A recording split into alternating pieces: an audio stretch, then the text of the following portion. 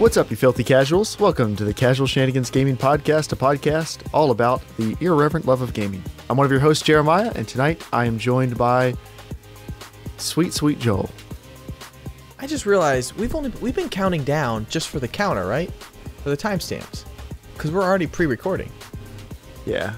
We could have gotten rid of that ages ago. Oh no, there was a point where Jeremiah was doing music too. He was counting down. Oh yeah. Oh, that's wow. what it was. When did I forget to start doing that during the live recordings? Wow. The live music, I literally forgot about it. Because don't you just add that in, right? Yeah, I do now. Yeah. Streamlined, perfected, peak performance. You guys may not believe it, but this is what YouTube success looks like. Anyway, I'm also joined by the best beard in the business, Dave. The light is actually hitting the beard really well tonight, I think. That's Looking nice. good. I'm also joined by Papa James. What's up? James, where's your operator cap? I miss it now. I've got one here, if you want. He got all done singing "Take Me Home, Country Roads" before he got on. He doesn't feel like wearing the hat anymore. I just had a funny thought. In James's video that your curtain kind of looks a little bit like a shower curtain. I'm like, are you just sitting in the shower? Right outside the shower? You know what? We've done a lot of weird podcast concepts. We should do the shower cast. Do you The know waffle stomp part 2. there's a subreddit entirely devoted to people having a beer in the shower called r/shower beer. People swear by, like, there's also shower orange, which people say is even better. Eating an orange in the shower. Eating. And then there's shower beer. People like that. Oh. Oh, no. Joel got Oh, Joel, I'm sorry. Were you under the impression people would be wearing clothes in the shower? Oh, don't Google that, children.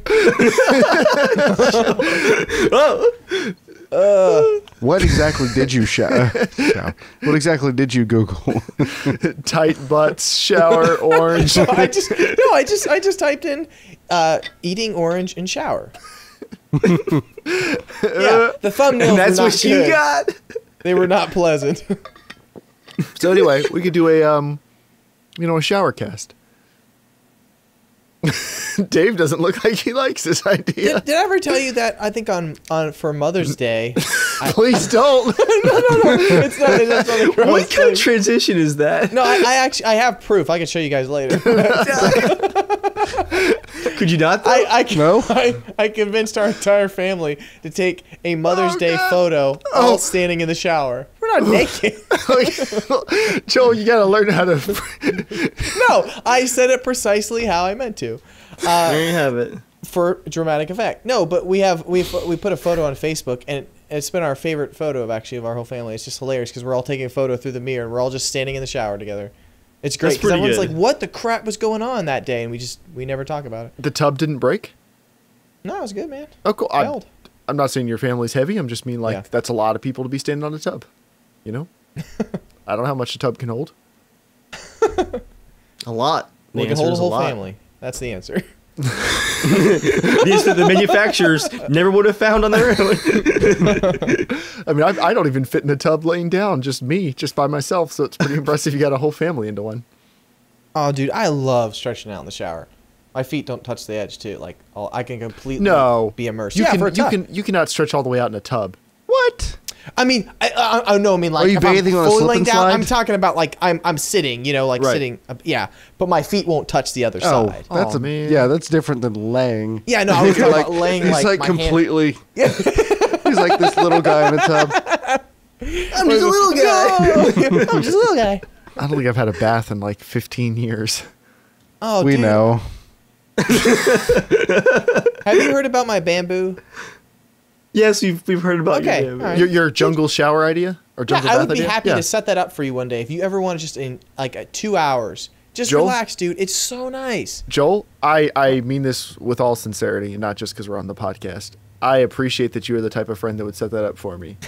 That being said, I do not want to come over to your house for a themed bathtub No, that you I set would up. bring it to your house. I only have a shower. I don't have a bathtub. Oh, I also, well, that's I don't sad. know if I want you to come over But he's got a to- backyard. And a creek. Well, all right. I am not broken. No, setting up tons of bamboo like. Oh, he didn't plants, say stuff like broken. He that. said Joel is bottom. That's a different What thing. does that mean? All right, so let's move on with the show. Don't Google that. Do not Google that. Joel? I'm not Googling. My hand's right here. You see his feet going. Not Googling. Okay, Google. Well, in the interest of this being a timely podcast, which everyone was interested in before the show, because there is new Ghost Recon Wildlands stuff out today, we're going to launch right into the show like we always do with the main topic. Now, before I get to the main topic, it's important to insert a little pre-roll here, doing the rigmarole, which I tell you, you can write into the show to be a part of it at casualshenanigans@gmail.com, or you can tweet at casualshenaniga on Twitter, and really none of the other ways you can contact us are that important, but you can go to casualshenanigans.com and fill out the form there if you want to send us mail that way. All right, our main topic tonight is over to Dave. Oh, sorry, I got halfway into it. I was like, wait, Dave said he wanted to intro it. So Yeah, I got Dave. this. All right. Tonight, for the main topic, we're going to be talking about post-launch support, DLC, and expansion packs, and what our personal preferences are as far as the type of content. Now, we all know that back in the day, like an expansion pack was a big deal because it had to hit store shelves. So you had, oh man, I remember going to the store and getting Command & Conquer, Red Alert, Yuri's Revenge, and they carded me for it because I was like 12. I had to go get a parent to buy it. Like expansion packs. You're a parent or just a parent in the parking lot? I paid some random guy $5 now as a parent. So yeah, expansion packs used to be like big chunks of content more from necessity than anything, right? Like if you're gonna box up a product, it needs to be a substantial product. These days, with the ability to patch and the internet, you don't even have to launch things as DLC anymore. People are doing themed patches. An example of that is the free Wildlands patch that came out just today. Was it Extended Ops, I think?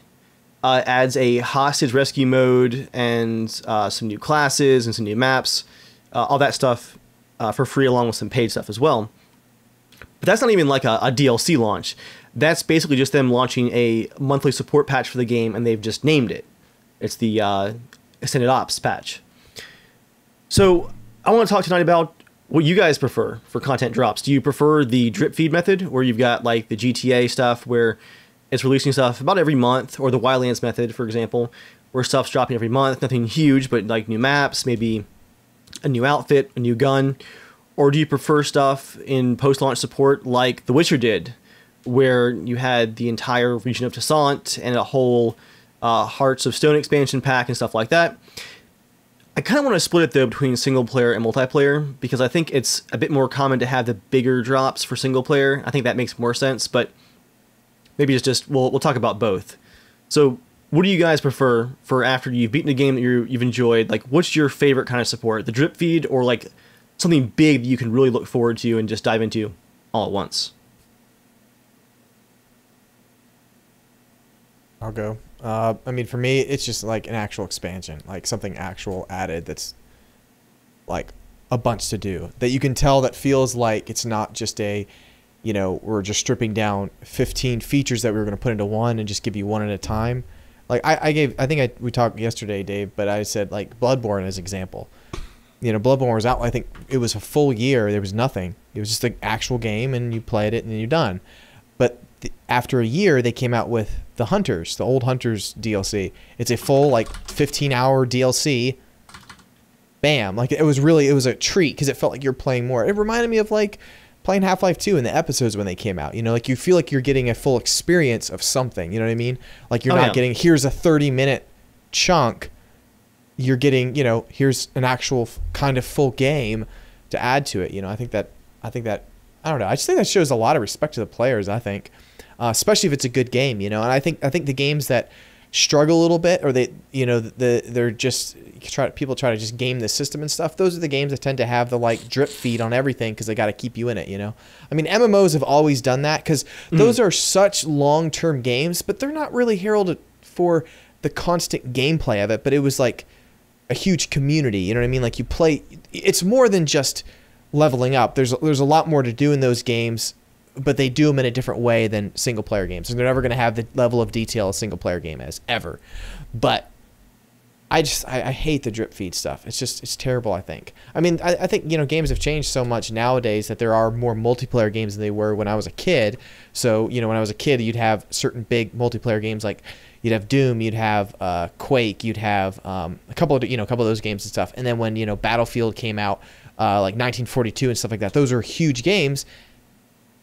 And you just played them for a long time, And so obviously nowadays games are much more popular. They're more wide known, to most people. Even people don't play games, they know that video games are a huge important thing, or it's very popular. So I think they have to change a little bit, where it's funny where a new Call of Duty game comes out or whatever, and it's crazy how within a year the game's already like, oh, it's old, that's old news, you know what I mean? Yeah. Where it's like, I mean, I played Call of Duty 1 or whatever, like the very first one, played it for 3-4 years, and it's so obviously there are more games coming out, so I can understand going, what, after the year, okay, we either keep content or people drift away, unless it's like absolutely just mind-blowing awesome. It's just one of those games that just comes out of nowhere. I think like Battlegrounds, where it just like hits a perfect niche audience, and it's like, kind of a miracle of a game. You know what I mean? Where it's just like, wow, where'd this come from? It just kind of worked, It's almost like Pokemon or something, like, where'd that come from? You can't really plan that. But yeah, to me, it's just, hearing about that, even with Wildlands, it's like, I hate that, because that just means the success of this game. I want a Wildlands 2, but if it goes over well now, we're just gonna have more and more of that next time. Where it's like, I don't. I'm old. I don't understand the mentality of I gotta get a new set. I need to get this, and oh my gosh, there's 700,000 already to choose from. I don't know why we're clamoring for so many more. All right, so let's ask this then. Meeting's adjourned. Thank you, Your Honor. Do any of you guys have the opposite opinion? Let's ask that next. Like, anybody who would say that you prefer the drip feed for content or for games that you're really enjoying, you want that, like, while you're enjoying it, you want a constant, like, just stream of just small things to keep you going while you're really into it. I think that works better with multiplayer than it does with single player. For sure. Because with Witcher, I think if they just did little missions here and there, it would just, I don't know if it would do much, because once you finish the game, you're not going to necessarily go back just to play, a 1 or 2 hour mission. I mean, you might, but the average player won't. But actually, James, if I can interject for a second, Witcher did do that along with the paid DLCs. They had, I think it was 3 missions, maybe, like just small side quests, about like a half an hour long each, that they added for free. And I would definitely agree that if like that was all they did, like people wouldn't come back for a half an hour quest. Where like you have to load in, figure out where you are, fast travel to the location. Like it would feel kind of pointless, even if like you were really into the game. Like you'd have to like really make an effort to experience that content. Go ahead. But I feel like they did it really well with the significant content, and I think I didn't get that much into Skyrim's DLC, but Oblivion's DLC I thought was really well done. Especially, I forget what was the large expansion they had. Shivering Isles, and then the Shivering Isles. I think they did it really well, because they didn't just put you in that universe. They took you to another place that you couldn't get to in the main story, and that's kind of what I'd like to see in DLC. Also, is not, oh, here's some more content in the same place you've been playing for, for 100 hours or whatever. It's you can tell they put more time into developing it. Like the Fallout 3 and Fallout New Vegas DLC was good in that it wasn't just patches of the map. They actually put some time into developing new stories and extending the fun of the game. I think, especially Old World Blues, where I think the writing was fantastic. Mm-hmm. Skyrim does have a full DLC that is a completely different area too. I forget what it's called, like Dawnguard or no, Dragonborn. You go to a whole like Morrowind looking area. Yeah. I think Fallout 3 did that as well with something Point Lookout. You went to a whole different island too. Well, I mean, all the DLC was similar to that. I mean, you had to do the VR, whatever that was. Yeah. Where you went back and played as the group that was going up against. I forget who they were against. Brotherhood, I think. Yeah, I think what you're saying. Like, I think with multiplayer, I think something that I was about to say Ultra Gun Wildlands. What the heck? I don't know. I got that mixed up. Obviously the multiplayer in Wildlands, the 4v4 was definitely a surprise. I don't think they even had planned themselves, and I think they saw that this could be something people were wanting, and I think they created. They either had a test idea. So I can understand a little bit of I wouldn't say what they've been doing really has been too much of a drip feed, because I whenever they do come out with this pack, it has been pretty cool seeing a couple new maps, and again, it's all for free, which has been really nice. And then you have like a new game mode with it. That's been pretty cool for a planned or a unplanned multiplayer that became popular. You know what I mean? So it's like I definitely give grace on their side, because they basically found a niche of, hey, people really like this multiplayer. We had no idea if this was going to be a huge thing or not, and they put some effort to make it really awesome. I just think for I guess games that are already pre-planned, when they just kind of go, oh, we're going to just give you these 2 maps and then this one and maybe a half beta one, then we'll release it later and then you'll get this. It's kind of like, geez, like, just delay your game a little bit longer, than we'll get it all at once, I think. Yeah, Wildlands is kind of in a weird position where it's not small patches by any means, but it's not quite like expansions. It is just additional content. Yeah. But it's had a theme every time, which is cool. Like, again, they're calling small in the grand scheme of the size of the game. For sure. But they're bigger than most drip feed multiplayer Right. bits of content. They've had themes, they've had new game modes, multiple maps, and along with the free stuff, there's been additional purchasable stuff. So yeah, it's been a little bit bigger for Wildlands. I think for them it's a little different because their PvP was a bit behind the curve. Like, I think it was later than they wanted to get it out, because it was, October when it came out, finally? Early October? Something like that. Mm-hmm. And I think they had been talking about it since launch in February. So that, I feel like that was delayed, and now the drip feed is more of just that they're a little bit behind the curve of what they wanted to release for the PvP. But it's been really, really great support. Their patches have been fantastic. Jeremiah, how about you? I'm thinking about it. I'm honestly not sure, because when I'm really playing a game, especially multiplayer, and I'm really into it, I like there being new stuff all the time. I mean, that was one of the things I liked the most about Grand Theft Auto. And I wouldn't even say theirs was like a drip feed. It was like a drip feed of massive content releases compared to most games. It's a fire hose drip. But that same thing, like in Rocket League, almost it felt like every week for a while there was like a new car or Here's a new mode. Yeah, new modes or whatever. Like stuff Yeah. to just keep you playing it. Kind of the same thing with Wildlands. Not as much with Wildlands though. Like I'm still happy playing the original maps and things, and I like the original mode the most. So I guess I'd prefer regular content, slow drips for multiplayer, and then large expansions for single player. But I say I prefer that for single player. Honestly, I don't. There's so few games I ever go back and get the single player DLC for, or go back and actually play the extra stuff. So I don't know if I really care. I mean, I cared about The Witcher, but how many other games does everybody play the season pass DLC for? Yeah.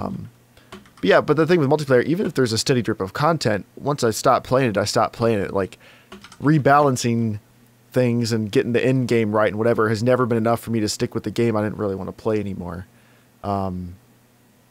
But while I'm playing it, I think it probably makes me hop on more often to check out the new stuff. So I guess in that sense, steady drip is probably more successful. It's interesting. I was reading, apparently The Division is great. Yeah. Apparently That's what I've been hearing. they've been just steadily listening to their community and adding tons of extra stuff to do, tons of extra missions, high value targets, weekly objectives, things like that, which I guess they would have to, because I can't imagine why else anyone would want to play. Like, based on what we played when it first launched, I just don't see how there's a couple of years of content there, considering we had pretty much beaten the game in 2 or 3 weeks, it felt like, maybe a month. But apparently Some of us. but apparently they keep listening to the community, and they've been constantly expanding and adding things. And people say it's just a ton of fun to play right now, enough that I'm actually kind of tempted to re-download it and hop in and try it if anybody else is interested. Yeah, I mean, so I'll get the Division. I never got reinstalled. past level 7 or 8. Oh, shoot, this would be a good time to hop in and play for the first time then, James. Cool. Probably. I mean, they've added, if you wanted to, they've added a Yeah. ton to it.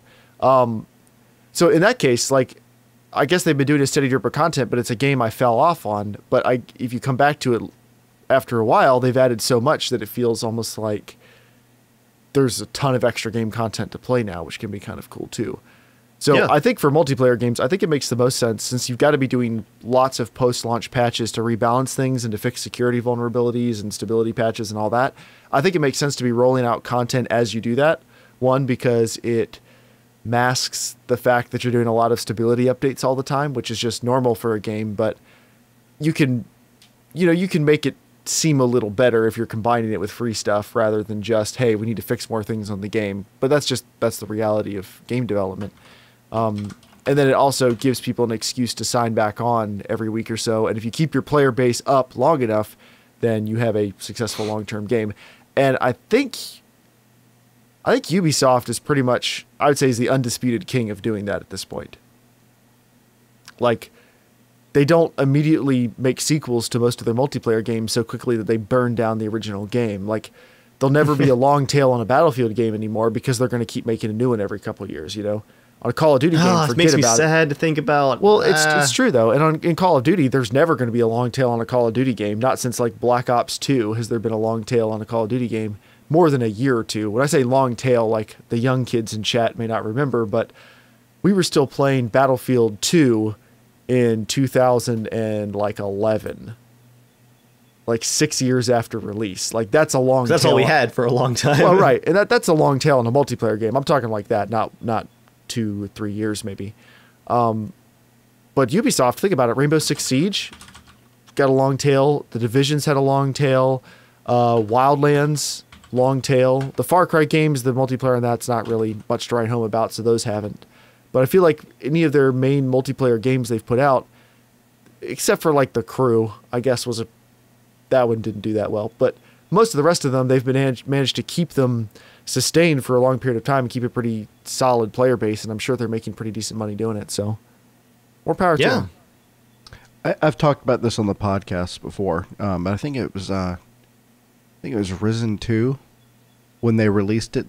They had already finished their DLC, and the DLC was actually on the disc that went out, but you had to pay for the code to unlock it from the disc. And I thought that was pretty trash. That's the one thing I understand there's a period of lull between when you finish a game and it becomes the gold Right. copy and then it actually gets released to market. But if you can finish your DLC that quickly, maybe should have waited just a little bit longer and included it as content. And I'm thinking of the original Battlefront. Wait, what did the original Battlefront do? I don't even remember. You remember how skimpy it was? Not the original. I mean, original Battlefront. Battlefront 1. Okay. The newer Battlefront 1, where it was so skimpy when it released. EA, stop giving stupid names to your games. Just put a number on the end, man. They just need to use year at the end. Yeah, the Apple method, where they're like, that's one thing I appreciate about Apple. I don't have a MacBook Pro 78G HKKK Z42 model. I have a MacBook Pro 13-inch, and it's a 2015 model, right? Like, I appreciate that they do that. Yeah. EA is getting to the point where they need to do that. Battlefield 2017, Battlefield 2019. But then they'll get to Battlefield 2042 and they'll reboot it into like Battlefield Robots or something. I don't know. Like, I get what they were doing with the Battlefield 1 name, but I'm just thinking of like all the really cool names they could have used. Because when's the next AAA Great War game, you know? Just Battlefield : The Great War would have been an awesome name. Long, sure, but... I mean, dude, you can have PlayerUnknown's Battlegrounds be popular. You can have Battlefield: The Great War. You know what I mean? Now I'm really sad that doesn't exist. Joel, your mic feed sounds really good this week, by the way. Oh, thanks. I've got it rocking over here. Nice 56% level. Recording input. Would you say, Joel, that your audio feed slaps tonight? Oh my. Is that what you would say, Joel? Out of your mouth, would you say that specifically? Dave, the editing on the film is going to take 1 week longer. Can you do it while dabbing? I'm sorry, my lord. I'm a dab something. As long as it's over the meme talk and not over what happened in Gwent this week. Dave. Why are you being mean like this, Dave? I've already screwed myself over. I gotta drive the knife in deeper now. What do I have to lose? You're alive. Oh. Huh? What was that? What? Hmm? Yeah, just That's to off the wrap up the main topic. I've got a couple of more thoughts. I think I lean more towards Joel in that I prefer the larger content drops. I was thinking specifically about Battlefield's DLC method, and I get why they do it. It's a good development cycle, like 3 to 4 months per DLC for 4 maps with a unique theme and a game mode. Like, you start playing that out around the original game's launch, figure out what the 4 themes are going to be. Like, it's a very, very approachable development schedule, right? It also keeps the game in the news constantly. People are able to get patches in between that. It makes a lot of sense. But I'm like, there was a long delay for the first Battlefield 1 DLC to launch. It was from October 2016 to almost the end of March 2017. And I love that because I feel like I really got a chance to play the 10 maps that launched with the game. Like, I really, really love that. And there's been a delay now for the second half of the Turning Tides DLC, where the last 2 maps for it aren't coming out until next Tuesday.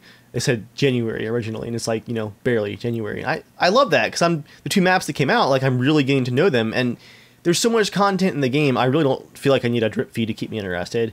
I don't need to have the level go up to 180. I don't need a new gun every 30 days. I don't need tons of new skins. Like, the game already has so much that I already enjoy. Like, why can't I just enjoy it? I'm definitely not a fan of the drip feed stuff, just because when I enjoy something, I want time to really appreciate it. I think that's more of my gameplay style anyway. And so when I try to take my single player immersiveness gameplay style and apply it to a multiplayer game that's constantly getting updates, I feel like I have to play nonstop to really absorb everything like I want to. And that takes away from the enjoyment for me. So yeah, I think for me, it's definitely the larger content drops. Even in The Witcher, like James was saying, it had a couple of big expansion packs that added entire regions, but it had a couple of those smaller quests too. I literally waited, because they were releasing some of those quests over like a 2-month period, along with some like new haircuts for Geralt. I didn't touch any of the free DLCs, the little mini ones, none of them until they were all out, and then I went and did all of them. So I'm like, I want like a chunk of content. So even when they were drip feeding the smaller content, I waited and just absorbed it all at once. On that, Dave, I'm trying to remember, because I think I'd already played past this point in The Witcher 3, but wasn't there, like, not a controversy, but wasn't there some fan feedback that Triss's ending didn't make a whole lot of sense for fans of the books and the previous games, that they kind of wrote her off weird depending on what you did, and like her dialogue options didn't really make sense near the end? Didn't they go back and re-record a bunch of that stuff and like tweak the ending to that story? Oh, I completely forgot about that. Yeah, about probably 4 months after the game came out, CDPR went back and didn't like change her storyline, but like rewrote all the dialogue, had the actor come back in and re-record just so it flowed better and made better sense. Right, I'm realizing that now is because I'm going to hit that maybe a year from now at the rate I'm going, but I'm going to hit that in the game, and I'm curious about that. Like, I think I played all of the DLC they released, like the little stuff, pretty much as it came out. Like, I think I was right on that stuff, but I think I had finished it before they made any of the larger changes. So I'm curious what of those I'm going to run into later. But yeah. I think we're wonderfully right in the middle of the road for opinions on this. Let me ask you guys. A lot of games now have Game of the Year editions that include all the DLC. A lot of games that didn't win a Game of the Year award have Game of the Year editions. Very true.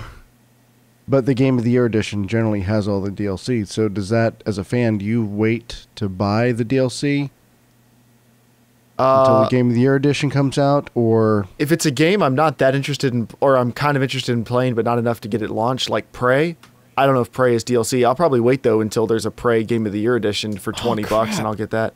I do want to get that game and the latest Tomb Raider. I forgot the games exist. Dude, the latest Tomb Raider is like 2 years old now. I know. Well, I mean, I know it's old because it took a while to get to the PS4. It came out at the same a year. Oh, okay, so it came out the same but- day as Fallout 4, like the same week as Fallout 4. Oh, you're yeah. right. Yeah, that's why. It's a good game. Dang it. Speaking of launching around the time of Fallout 4, Joel, you should also watch my video going live tomorrow. Why Dishonored 2 is worth a second chance. Because there goes another 40 hours of your life. I thought for a second you were going to say Destiny 2. I was like, what? Dave, that's like What? a drop in the bucket, man. When you play Last Guardian, I will watch your video. When you play Red Dead Redemption. Have you gotten the game yet? Joel, I'll play Red Dead when you win a single game of Gwent. Oh, Dave. Do you want to shake on that? Joel, I'm we coming play over. tomorrow. All right, yeah, let's do it. Sensei's coming over, Joel. Joel, you're going to play. Yeah, let's do this. Joel, the next time that you win a single game of Gwent, I will go right to GameStop and buy my $10 copy of Red Dead. Hold on. Bastard. Hold on. We're going to make this official. Dave, now you said you will go right to GameStop. What I'm expecting is Joel wins. You stand up and leave the lunch table, drive to GameStop, and come back. I'm talking middle of the workday. You know you're he's going your to get boss, Red Dead. right? I was going to say He's your that. All boss. I'm hearing here is permission from my boss to go to GameStop after lunch. So yeah, sure. No. I just want to make sure I want the rules to be clear here. Yeah, All Joel. right. The next time that you beat me at Gwent, Now, not a full game, right? If Not we're a match. still, able Full to game. play in the retirement home and we're not senile, if you can beat me, I'll give my Red Dead. The only reason I don't want to crush your skull is because we're friends. Oh, Joel, good. Okay. Joel, I think we need to have a little Gwent montage, workout training. Joel, you need to line up like 20 people who haven't played, and you're just like crushing them all just to get amped up. And you're like a headband on, and it's like, yeah, what now? Like I haven't played before. You're just like screaming at them. Next. You're nothing. Joel, I'll get you an apprentice at work, and I'm telling you, their only job is to practice Gwent with you. I don't know what the rules are. My fingers are raw. I honestly don't know what the rules are, but I think I am allowed to do that. I don't know. I just won't tell them where HR is and hope they don't ask anybody else, and we're good. Can't lose. I'll get you what you need. You know what I hate the most about this, though? Is the first time I lose after this. Because it's going to taste even more for Dave every time I lose. It's gonna taste even more pretty. I think what you're looking for, Joel, is it's going to be even more bitter. Is that what you're going for? Yes. Wow, I really have destroyed you. So you're saying when he beats you, it tastes like Dave. I can sure taste Dave when I lose. You guys want to move on to the news? So anyway, Or perhaps the next section on the document, which is not the news. before we move on, if you would like to tell us your opinion, since we're old guys, if you'd like to tell us your opinion on post-launch support, so specifically in regards to content, not patches. We've talked about patches before, but write into casualshenanigans@gmail.com or leave us a tweet at casualshenanigans. All right, it's now time for What Are You Playing This Week, a part of the show where we talk about what we're playing this week. Dave, how about you go first? Yeah, I got a long list tonight, so I'm going to kind of breeze through it. I made a Fallout mod this week. I had a dumb amount of fun making it. I recreated the skyscraper as seen in the Fallout 1 trailer as a settlement location, complete with the TV. And Joel just saw what I typed in the chat. I can see it in his face. I typed in the chat that I've had the Gwent trophy for like 5 months in a row. You had to say that on public, Dave. Oh. Joel, look. It's not much fun to say it in private. Yeah, Joel, look. I've got the calm Gwent down. trophy. This would not be an issue if you just win a game. James, you know what I'm picturing right now? You know that video of the I kid, don't know if I want to know. the kid that storms into his room after his WoW account gets The erased? remote guy. Yes. Go ahead. outside of Fallout, Sorry. though, I've been playing a bunch of... No, I saw in your face what you had seen. I knew you saw the chat. I played a whole bunch of Railway Empire, which releases tomorrow. The campaign on that is so much fun. Joel, you just need to put it on a wish list. Like, you're too busy right now, but down the road, you just need to pick it up when it's on sale and just... That's a relaxing game. The music and the single-player campaign, you'd enjoy that. I think I'll get both of them, actually, because I played through maybe half of one. Both of... Destiny. Wait. I was talking about Railway Empire. My rage? Dude, like, I'm are sorry. you blacking out? Are you literally I blacking blacked out, I think. I think you're completely off Continue the the rails tour. here. I have a counter challenge for you, Dave. Okay. So Joel can't beat you in a Gwent contest. Can you beat him in a shooting contest? Ooh. Laying down that. Thank you, Chad, for that idea. Ooh, I didn't realize so many savages were attending the show tonight.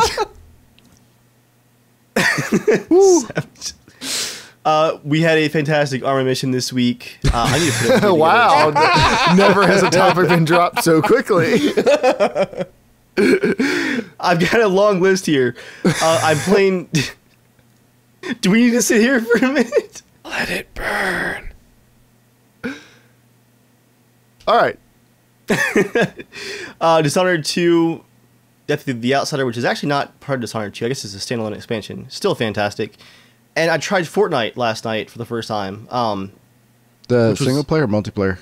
The Battle single Royale. player, It was a the, lot of fun. other. That game looks really, really good. And it's hilarious because the intensity of the gameplay does not match the super happy, beautiful visuals. Because people are really, really good at that game. Because Fortnite, unlike other Battle Royale games, has a building mechanic in the arena. So, like, I stuck up with this sniper who I heard sniping away and got, like, one good machine gun burst into them. And then all of a sudden, there's blue walls, like, creating a castle around them in real time. I can't even understand what's happening. And they're, like, shooting back, building stairs and walls. And I'm just like, holy crap. Yeah, it's a lot to catch up on because people are pretty intense in that. But Those kids in Fun. their games.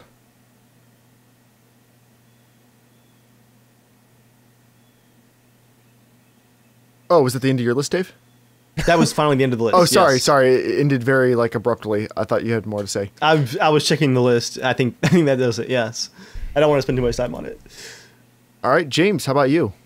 You know, I haven't played that much this week. I've been doing the rig upgrade. Oh, tell us about that.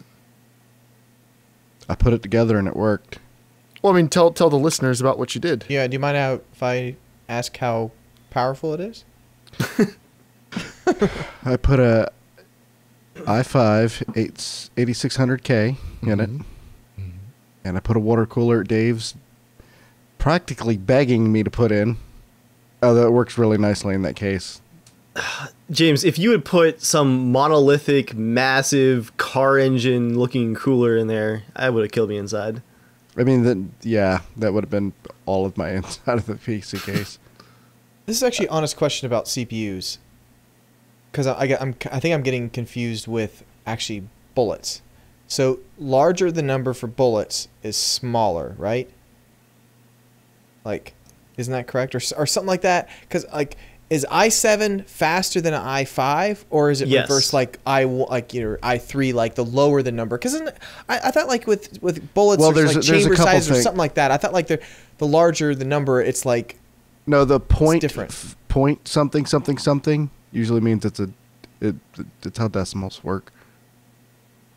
Yeah, calibers are weird because there's different kinds of caliber measurements, and different calibers have different style measurements. So there's no general rule like oh, the curve goes this way or that way. It's kind of you just have to learn them individually. okay.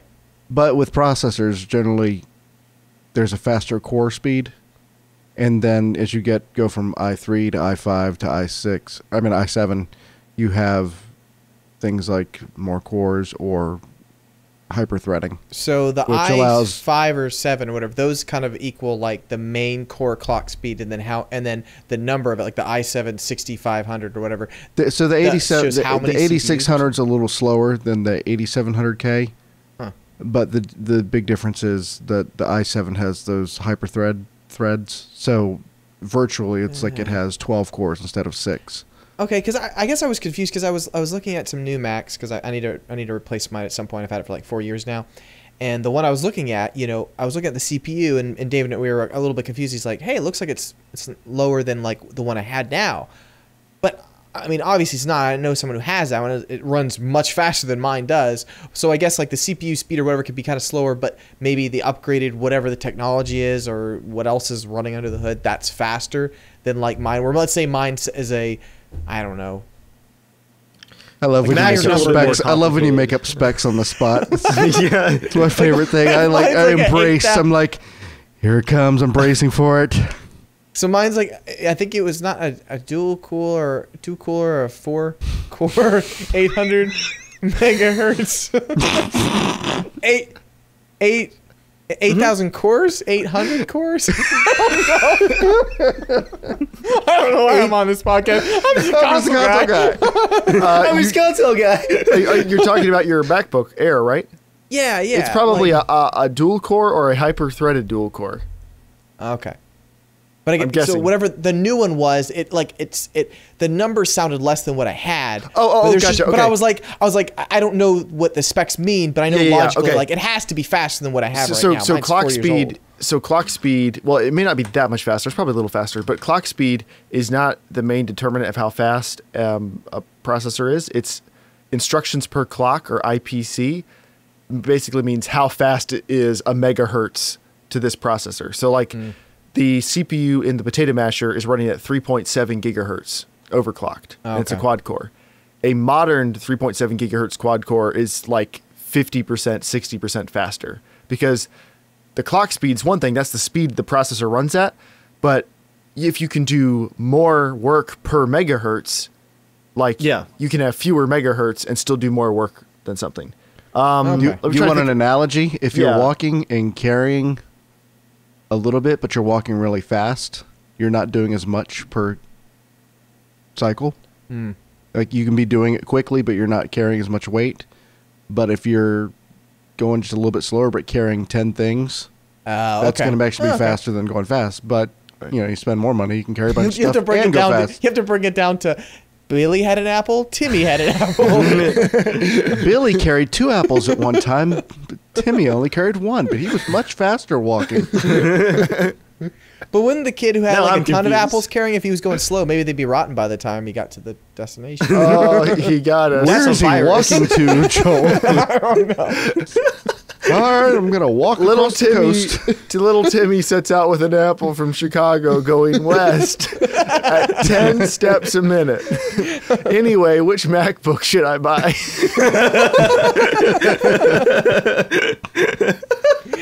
This is why I'm not on the tech podcast. Brought to you by Casual Shenanigans. Joel, I really do think you should probably just get the thinnest, smallest MacBook Pro, though. Oh, I agree. I'm going to do that. Although there are rumors MacBook of Pros a new aren't gonna be MacBook that Air much. refresh. There's rumors that they might get rid of it completely, but make that model the new baseline of MacBooks. They probably should, because my friend... There should be a refresh pretty soon, but... A friend I went to Iceland with, he has a MacBook, so one of the 12-inch, like, super thin ones. That thing is so thin and light, ignoring all the dongles it takes for him to use it on a regular basis. That's the really, really ultra-thin one. That's the super thin one. It turned out it wasn't going to fit in his bag going through security, so I just popped it into the tablet sleeve in my backpack, and then I took my tablet and put it in my charger sleeve, like in the backpack. I would love to have a laptop like that as a secondary one, but it is still a little too slow for everything that I want to do on it. Ben got one for work. But he was playing 4K video and editing photos and stuff. Like for sketch though, it would destroy you ought it. to go look up some Geekbench comparisons between maybe the newest ones. I say, because they made it a lot faster after the first year or so, which I think is what Ben got. Hey Ben, if you're listening, correct me if I'm wrong. I think your first one was, I think it was like one of the first years they made that one, right? And they made them way faster after like the first year. But I think if I do get one, I'll probably get the MacBook Pro or whatever, because those are really thin now. But because I do want some more extra connections. I don't want to have to deal with whatever, Did they fix that actually with the new MacBooks? With the thinnest ones? Did they ever add a new cable? They've taken away more stuff on all the Macs. We got rid of the screen and it's only audio. And the one you want to get only has 2 USB-C ports. And Yeah. I think it has a headphone jack. I don't think it even has an SD slot. I could be wrong. Gotcha. So I'll be okay. I haven't had to use that for probably 4 years now. you'll need some SD card. dongles. You're gonna need some dongles. I'll get a dongle for work, but Yeah. So yeah, I haven't been yeah, playing I'm not that gonna much get one with this a little week. touch screen. Though. I don't need one of those. No, it's way too much extra money. Up. So anyway, James What, built a James? computer. Oh yeah, I'm sorry. And Joel shopping for MacBooks. Sorry, I asked my stupid CPU question. It was pretty bad. But I liked it. I liked it a lot. What you been playing? Anything, James? You said you pretty much just. Built the I computer? just tested out some stuff. Opened up Witcher, opened up Arma. A lot better. Oh yeah. I think I can actually enjoy Arma now. Yep, that's it. Cool. Joel, what about you? Nothing. I really haven't played anything. I think I played a little bit of Battlegrounds, but that was on the weekend. I think that was I on the did play weekend. Battlegrounds. played. Played quite a few. Did we play? Battlegrounds. Yeah, I played Shane. the round with. Yeah. We played Battlefront. Oh right, yeah, we played Battle. Yeah, that's what I have. Yeah, it's been kind of a crazy week. I played some Battlefront. Joy got it. We've been playing that together. That's been fun. She loves just running into rooms and meleeing people. Whoa. Yeah. Anytime she gets killed over and over by any one person in the game, she will seek them out and just melee them. I love it. Beautiful. The rage. But I have to give my PS4 a shout out for continuing to find new ways to screw me over. After going in and making sure that it was installing updates when it was in sleep mode, I went to go play Battlefront on, was it Sunday, Joel, with you? And I loaded up, and the patch isn't installed, like a 6 gig patch. I was like, you've got to be kidding me. Like, I have triple checked the stupid settings. Why isn't it downloading the patch? And he goes, your storage is full. I was like, why didn't you tell me? I know. Yeah, that was it. Your storage was full. Dude, I have the worst luck with my PS4. It's ridiculous. But Starfighter mode is fun. Yeah, we've had a lot of fun playing at that. I have actually a news item about Battlefront. That's about it. Okay. I've been playing Planet Coaster. I started up. I really like it. I played tons of Roller Coaster Tycoon back in the day. So this is a nice, like, spiritual successor to that. I can tell you can spend a really, really long time playing that if you want to. Like, it's not a very fast-moving game. But I enjoy it. Currently, I'm just playing an unlimited money park just to get the feel for everything and kind of learn how it goes. And then I'll probably do some of the challenge ones, but I really enjoyed that. And still playing more Divinity Original Sin 2. We're at the point now of the game, I think we just got to the second act. So we're maybe 20% of the way through the game. And I think our characters are pretty much getting to the point where we're getting our builds the way we want them. We had the chance to respec in between the 2 acts, and it's a lot of fun. Looking forward to playing more this weekend. Nice. I'm glad you're playing the theme park game. I forget the name of it now. Planet Coaster? Yeah, that's really cool. I played probably about maybe 20 hours of it. I really enjoyed it. It seems like it's a good game to like put something on the second screen to watch, or put on some podcasts and just, chill and play for a while. All my theme parks are evil, but they're so much fun though. Do you like make your roller coasters just shoot off into space or something? Well, no, not really. Mine are more like twisted than evil. But like one, I'll just have all the rides in one area, like a jam-packed area, so they can go and go and go, and then all like surrounding. It'll be like it's like a ring. It's a ring of fire. You have theme parks in the middle ring. You have like to get out of the park, you have to go by every fast food station, everything, and the prices are jacked up high. And then to get to the bathrooms, you have to take the most longest journey. It goes like all around the park, and there's only one way. And to get to the bathroom, like way up high, you can build like a little staircase that goes up. There's a bathroom like I think 1,000 feet in the sky, and then you have to go all the way back down. It's just, you could see everyone trekking slowly up the mountain. I don't know why. Dave, remember when I played SimCity? Oh, I do. Your Sims never forgotten either. Those games are fun though. All right, it is now time for the news. Gwen time. Oh, news time. Is it?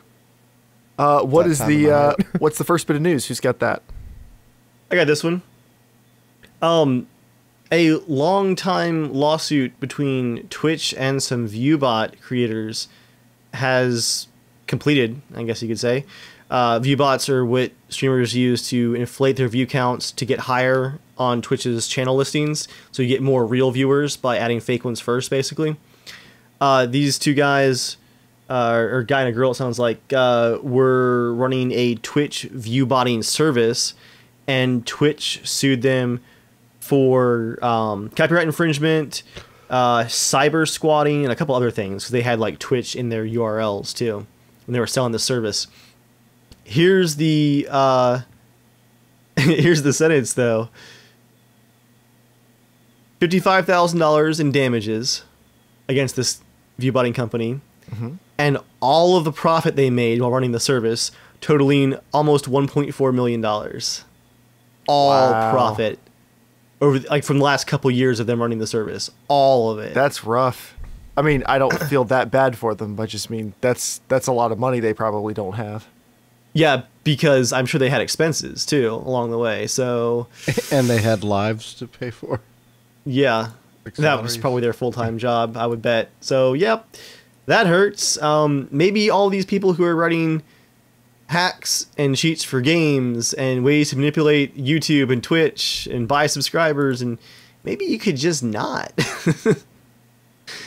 And another bit of streaming news, YouTube Gaming grew its streamer base by 343% in 2017. So is that streamer views or actual people using the streaming service, like streaming on it? Using the streamer service, I believe. Okay. Twitch grew by 197%. So YouTube is still way behind Twitch on the streaming front, but they made some nice strides in 2017. I How about streamed you guys? twice. I still think YouTube is a better streaming platform. Like, I think the video quality is better. It works better. Like, I know it started out slower. Like, they started later, but I think it's superior. Yeah, I mean, it's I mean, just... logistically, you're going to somewhere you might go for just watching normal videos anyway, so you might as well get your streaming content there, as opposed to going to just one platform for one thing. Well, I mean, even just the video, like just the playback, I think is better on Yeah. YouTube. Yeah, it is. It is for sure. But I keep wondering if that Amazon purchase is going to actually do anything for Twitch, or if they're just raking in the money. Yeah, that's my bit of news for this week. Cool. Who's got? Oh, I have the next bit. I thought we were earlier up in the list. So I think this is really cool. So Microsoft has announced that their Xbox Game Pass subscription, which is $10 a month, includes a bunch of Microsoft games, you know, kind of like the EA Access and other services like that. But they said now it'll include Microsoft exclusives on the service from the day they release. So like Halo, Gears of War, Forza, State of Decay 2, Crackdown 3, Sea of Thieves, stuff like that, will be releasing on day one on Xbox Game Pass, which is $10 a month. So if you would buy 2 games a year, like AAA games that were Microsoft games, you are just as well off buying this service. And some of those games, the ones that are Xbox Play Anywhere, you can also play on PC, included in that subscription. So I think that's really awesome. They also said that game streaming is not where they want it to be, so they're choosing not to do it. They want to get there and then offer it eventually, but they're not there yet. So I thought that was interesting. Also, there's rumors that there's a new Pro controller coming out, or Elite controller, and maybe you'll be able to customize colors and stuff. I'm kind of tempted to get one. I say that I'm still using a $20 Xbox 360 wired controller. I need to... Well, they released a new Xbox One controller with the Xbox One X. It's just got like textured grips and a couple changes and stuff, and I like it. It's kind of tempting to get the Xbox wireless adapter. I got a generic Bluetooth adapter, and that doesn't work. It must actually need the actual wireless adapter. Yeah. And then this is interesting. We kind of already talked about Wildlands is getting battle crates, but was most interesting is I Googled it, and the first site that came up to get the news on it was Rolling Stone, apparently in a desperate bid to not go bankrupt, is now covering video games. So what do you guys think about battle crates in Wildlands? I'll say that they're the least obnoxious version that we could have gotten, but they still shouldn't be there. What I mean by that is they are cosmetic-only items, including the guns. It's all just cosmetics. And if you buy the crates, or you get like a couple free ones too, and you open them, you will get no duplicate items, which is almost unheard of. Because I think a lot of the money that people make off of loot crates is by people opening crap they already have constantly, which is obnoxious. It's like, how many times can you get the same shirt in Battlegrounds? So, yeah, it's like the least obnoxious version of loot crates, but Wildlands already had a pretty heavy-handed monetization scheme with their cosmetics, where a pack of 6 cosmetics was like $11 once you calculate out the points, which is already ridiculous. And now they're adding loot crates too. Like, I don't know. I feel like they have a great game here, and this is not the news that they should be pushing is, oh, we have loot crates. Like, it's a good game. Focus on that.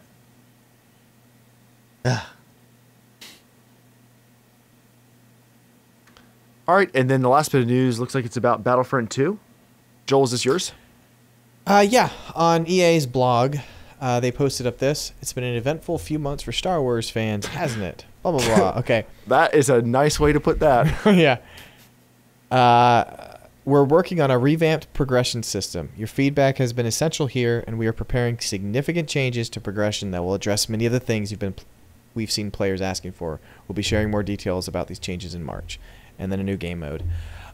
So that's all they've said right now for the progression system, but I'm very curious, honestly, to see what they do. Since playing it, I play it with my wife quite a bit, off and on. We enjoy kind of dabbling in the art of Star Wars. But the thing that we found is the most frustrating in the game, that is absolutely really, really bad. Outside even the loot crates. Honestly, like, that's actually one of the least annoying things actually in the game right now. Like, just for playing it, for super casual people that don't get into specs or details of that, just the main gameplay. Here's what's really wrong. Someone like Dave, if they had this in Battlefield right now, this would be absolutely terrible. Someone like Dave could play, and he's a god at Battlefield. He would have all these points and be able to unlock planes and tanks and stuff like that. To unlock a hero in Star Wars, you have to have like 4,000 or 5,000 points. You can unlock like a basic jetpack guy, I think, for 2,000.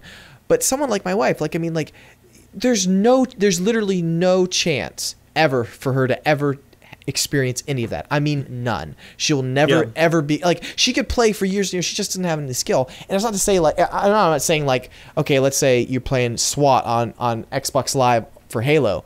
That right there just comes down to just thumbstick control. There's no extra added advantage. Joy would always be bad at that unless she gets good at actually like aiming and stuff. You know what I mean? But this, she doesn't even get to partake in any of a part of the Star Wars game at all. Like, it's gone. It's like, oh, you never actually get to fly in a TIE fighter on some missions because by the time the game ends, she'll have like 1,800 credits if she saves all of them.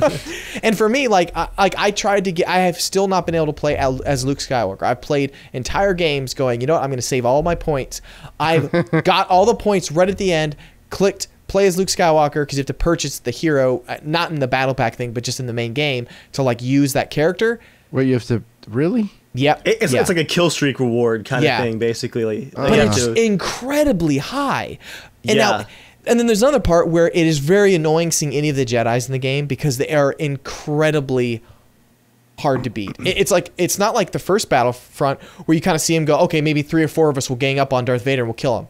No. This, like, you're effed. There'll be people playing as a Jedi or Yoda the entire game, and you really don't even have to be that good. The last 5 minutes at least, nonstop, because it's always at the end of the match because everyone's hoarding points to get there. But the thing is, like, there are some battle packs or whatever you open up that you put on that are rewards. Like, I just put one on that adds a little bit more bonus points to earn quicker, because I'm like, it just takes ages. And I think, to me, that just pisses me off because I like, Like Joy and I, like we can't go, hey, like get in a ship, let's fly together. Nope, we only can do just the dedicated ship mode. But when it comes to the galactic conquest or anything, she'll never have a chance to play as Yoda. Like there's rumors that Ahsoka Tano from the Clone Wars TV show might be a character, and that's one of Joy's favorites. She's never gonna be able to play that. Like it's just never, unless there's like a bonus battle pack that unlocks that gives her like 4,000 boost. She's just not good at the game enough to even become close to that, and not even saving up for like the whole game. Like she doesn't have enough. Like that's how it's pretty ridiculous, and that's been frustrating. Where I could see maybe 3,000 points, you know, where you have to go, okay, I can't have 2 armored, you know, characters for the first half of the game. No, I gotta be wise, and then we'll come back later. I could understand that, but dude, it is a serious amount of points. Ugh, yeah, it's terrible. I'm done. On that happy Well note. tried. All right, we don't have any mail this week, but if you would like to write in to be a part of the show, write into casualshenanigans@gmail.com. But it looks like it is now time for 90 Seconds with Joel, a part of the podcast where Joel has a little something for all you boys and girls. Well, this is a little bit kind of like mail time. I have a challenge for everybody. I've told you guys I finished my Joelism book. It's 100 glorious pages of all the best that we picked out of like 370 of them so far. Matte finish. It's going to be glorious. Mine's on the way right now. But I'm willing to give one away to one lucky fan of Casual Shenanigans, or wherever you're listening to this thing. And what I want you to do, though, is I want you to write me the best love note. Oh, my. I want you to woo me over. Pretend we are in 5th grade and you love me. That's a Joelism.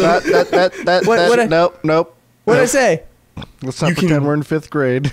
You can woo someone, but you don't woo someone woo 'em over. over. You win You them don't woo over. You win them over. You don't don't woo woo- them over. Woo, woo. It's a new Joelism right now before it. our very eyes. Anyways, just I ain't talking about crafts. Don't pretend like you're in 5th grade though. That gets a little role play. And Let's That pretend like cross- we're that both crosses- 18 that crosses again. a We're cringy both line. 18. fresh out of high school. Write me a note, and I will choose the winner. And All I'll right. ship you a book. Joelisms. You're Can very they welcome. can they leave a Again. comment? Can they leave a comment or write in to the show? I would say write in, yeah. Yeah, so we can. It better not be I- like 17 characters. That ain't a love note. What if it blows your mind for 17 characters? I mean, maybe it's an amazing haiku. Joel, you should probably explain what a Joelism is, and maybe read one off the list as a bonus. Sure. Well, for years now, I think Debbie's the one who first started it. We've been tracking turns of phrases that I get terribly, terribly wrong for years now, and so I chose the best ones. Here's some ones that were. Here's a couple ones that were pretty new. Number 260. I said, "Heavenly Hash." I love that. Wait, I mean Rocky Road.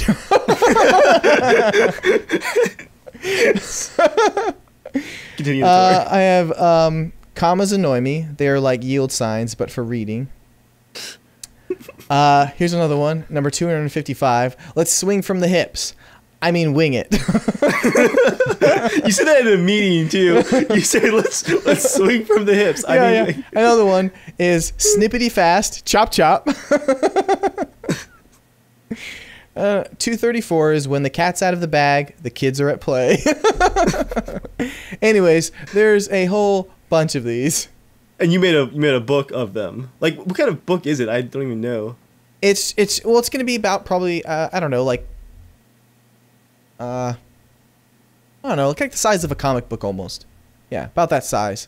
So, nice thick 100 pages. Nice thick 100 pages. I saw one. A light smitten of rain. Pecor says, "You mean smidgen?" Hey, what is smitten? Isn't smitten something like, or is that like when you're in like, Let I've him been do it. smitten? Let him do it himself. Like, I don't think who's ever I said it like think that. smitten- I'm what does feeling that quite mean? smitten. What, is Yeah. that, what context would you use that in? Yeah. No, look, Give a scenario. tell us. Like, I don't know. Well, Jeremiah at the start of the podcast looked very smitten. Nope, that's not it. what do you think he was smitten with, Joel, at the start of the podcast? I don't know, with just sadness. He's smitten with sadness. Smitten, Kit, like, here, how over- about this, Joel? Kitten mittens. You'll be smitten. overjoyed. You'll love it. Like, it'll be awesome. Yes. When you're like, kind of like, Stupid brain. I was about to say your eyes will be wide open. when you're like kind of gaga for something. You're like, I'm smitten for, this girl I just met or whatever. Oh. Jeremiah was very smitten at the start of the podcast. I'm in love with sadness. Just looking at the bottle.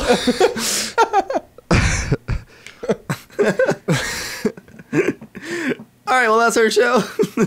All right, well, as always, we're ending this one in a shower of flames. Thank you for everyone for coming out and being a part of the show. You can watch live 8 p.m. Eastern Standard Time Thursday nights at youtube.com/casualshenanigans. We also stream on my channel and Dave's channels. If you're spinning with us, you can write into the show at casualshenanigans@gmail.com. And you can find us in Apple Podcasts or everywhere podcasts are given away because we don't sell them. All right, thank you everybody for coming out and being a part of the show. And until next time, slap those mittens. You'll be smitten.